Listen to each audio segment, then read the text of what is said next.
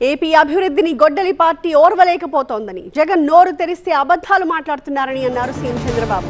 బాబాయ్ హత్యపై నారాసుర రక్త చరిత్రాన్ని ప్రచారం చేశారని, జగన్ అధికార దాహానికి తల్లి చెల్లి అతీతం కాదని అన్నారు.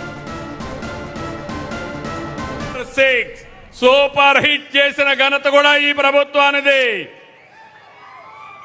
అభివృద్ధి సుపరిపాలనతో ముందుకు పోతున్నాం. ఇది చూసి గొడ్డలి పార్టీ తట్టుకోలేకపోతుంది. ఫ్రస్ట్రేషన్ లో ఉన్నారు, గంగ వెర్రులెత్తున్నారు. నోరు తెరిస్తే అబద్ధాలు.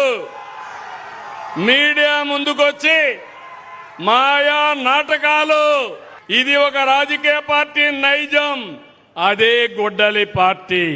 వివేక హత్య నాటకాలు. నిన్నేం మాట్లాడాడు పెద్ద మనిషి చూశారా? నంగ నాచిగా మాట్లాడాడు. నేనే చంపించానని ఇప్పుడు కూడా మాట్లాడుతున్నాడు. ఆ రోజు నాటకాలేసి తప్పుడు వార్తలు రాసి రాజకీయ లబ్ధి పొంది మళ్ళా ఇప్పుడు మాట్లాడుతున్నాడు. కోడి కత్తి డ్రామా జ్ఞాపకం ఉందా మీకు?